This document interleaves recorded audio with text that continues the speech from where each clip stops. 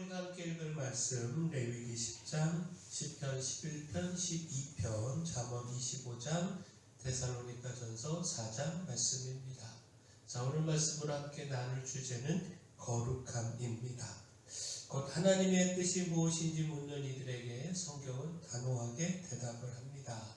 데살로니가전서 4장 3절에 하나님의 뜻은 이것이니 너희의 거룩함이니라. 당시 데살로니가 교회 안에는요, 주님의 강림 전에 죽은 자들에 대한 혼란이 있었습니다. 바울은 그 혼란을 잡아주면서 결국 성도들이 붙들어야 할 가장 분명한 하나님의 뜻이 거룩함이다 전했습니다. 하나님은 우리를 부정하게 하시려고 부르신 것이 아니라 거룩하게 하시려고 부르셨다라는 겁니다. 자, 이에 대하여 바울은 거룩함을 매우 실제적으로 말하는데, 음란을 버리고 거룩함과 존귀함으로 자기 몸을 다스리고 정욕을 따르지 말고 분수를 넘어 형제를 해하지 말라 권면합니다. 자, 거룩함은요, 막연한 이상이 아니라 몸과 관계와 욕망과 선택에서 드러나는 구체적인 삶입니다. 주님의 다시 오심을 믿는 사람은요, 오늘의 삶을 함부로 살아갈 수 없습니다. 미래의 소망은 현재의 순종으로 이어져야 합니다. 자, 결국 무엇입니까? 우리는 때로 많은 궁금증과 혼란 속에서 하나님의 뜻을 멀리서 찾으려고 하지만 하나님은 오늘 분명하게 우리에게 거룩함을 요구하십니다. 주님의 오심을 기다리는 사람답게 오늘의 생각과 말과 몸과 관계를 거룩하게 드리며 하나님의 뜻 앞에 즉시 순종하는 삶을 결단해야 합니다. 자, 그렇다면 이 거룩함은 실제로 어떤 모습으로 드러나는가? 레위기 10장은요, 거룩하신 하나님 앞에 서는 자가 어떠한 태도로 살아야 하는지를 엄중하게 보여줍니다.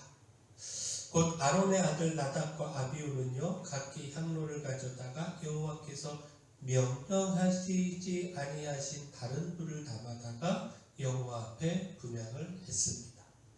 그러자 불이 여호와 앞에서 나와 그들을 삼켰고요, 그들은 여호와 앞에서 죽었습니다. 이때 모세는 아론에게 이렇게 말을 했는데, 레위기 10장 3절에 이는 여호와의 말씀이라 이르시기를 나는 나를 가까이 하는 자 중에서 내 거룩함을 나타내겠고 온 백성 앞에서 내 영광을 나타내리라 하셨느니라.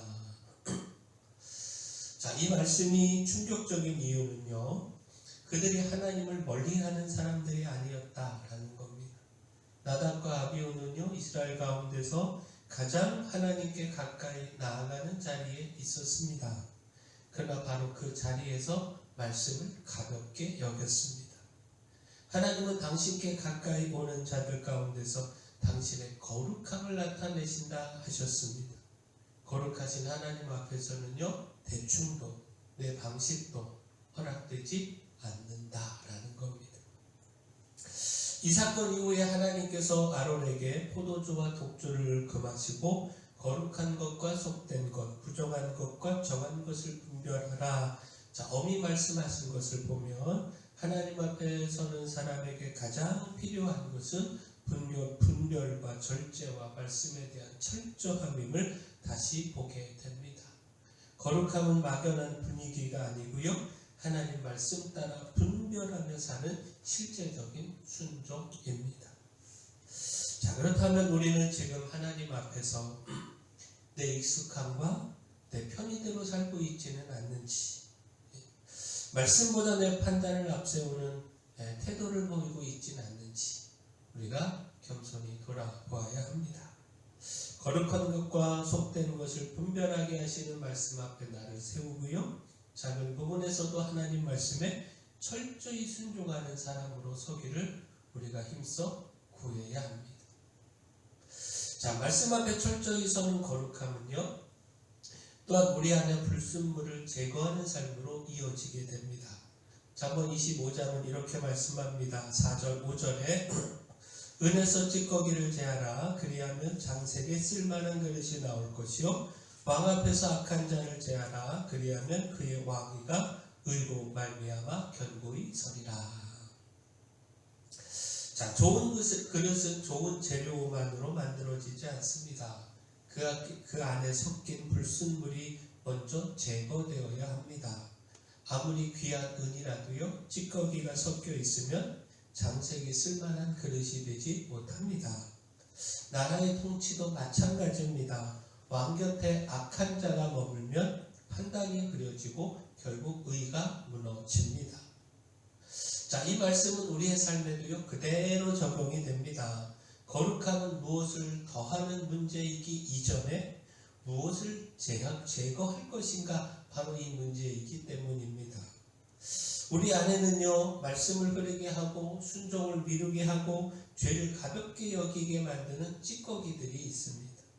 교만, 자기 합리화, 은밀한 욕심, 반복되는 타협, 죄를 즐기려고 하는 마음 등등, 이 모든 것들이 남아 있으면 하나님께 쓰임받는 깨끗한 그릇으로 서기가 어렵습니다. 하나님은 단지 겉모양만이 이 종교적인 사람이 아니라 안에 불순물을 다루는 사람, 이 사람을 거룩한 사람으로 빚어가기를 바라십니다. 자, 결국 무엇입니까? 버려야 할 것을 붙든 채 거룩을 말하는 것, 이것은 있을 수 없습니다. 우리의 삶에서 하나님의 말씀을 막아서는 찌꺼기를 분명하게 끊어내야 합니다. 회개를 미루지 않고 하나님이 미워하시는 것 나도 미워하고 또 깨끗한 그릇으로 나를 빚어달라. 우리가 힘써 기도해야 합니다. 자, 이렇게 악을 제거하고 말씀 따라 살아가는 거룩함은요 결코 평안한 환경에서만 가능한 것은 아닙니다. 시편 11편과 12편은요 악인이 득세하고 의인이 위협당하는 현실을 보여줍니다. 악인들은 어두운 데서 마음이 바른 자를 쏘려 하고요, 터가 무너지는 것과 같은 상황이 펼쳐집니다. 비열함이 높임을 받고 악인들이 곳곳에서 날뛰는 현실은 믿음의 사람들을 흔들기에 충분합니다. 자, 이럴 때 사람은요 하나님을 의지하기보다 자기 살 길을 찾으라고 믿음을 지켜봐야 무슨 소용이 있느냐고 말하게 됩니다. 그러나 다윗은요 현실보다 하나님을 보았습니다. 여호와께서 그 성전에 계시고 하늘 보좌에서 사람을 감찰하신다라고 하는 사실을 붙들었습니다.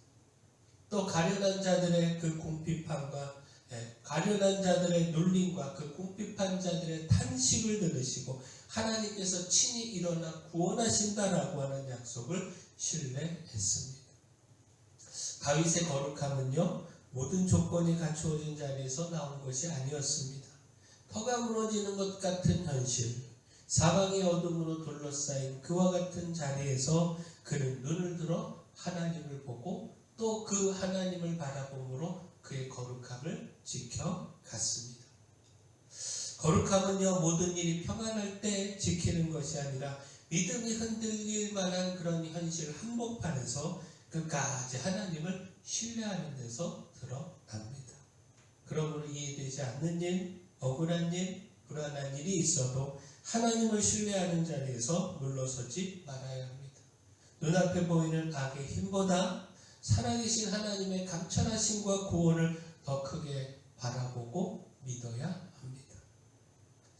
자, 하나님의 뜻은요 우리의 거룩함에 있습니다. 하나님은 우리를 거룩하게 하시려고 부르셨습니다. 그러므로 우리는 그 은혜의 부르심 안에서 말씀에 철저히 순종하고 악을 힘써 제거하고 죄의 유혹에 넘어지지 않으므로 거룩함을 지켜가야 합니다. 바라기도 우리가 이렇게 거룩하기를 소원합니다. 사랑의 주 하나님, 우리를 거룩하게 하고자 부르신 하나님의 뜻을 깨닫고 그 은혜 안에서 힘써 구별된 삶으로 거룩함을 지켜가기를 소망합니다. 우리가 항상 거룩하신 하나님 앞에 서 있음을 기억하고 철저히 말씀을 지키며 더욱 거룩함에 힘쓰게 하시고 환난 중에서도 죄의 유혹에 넘어지지 않고 오히려 우리 안의 악을 제거하여 하나님 쓰시기에 합당한 그릇이 되게 하여 주시옵소서.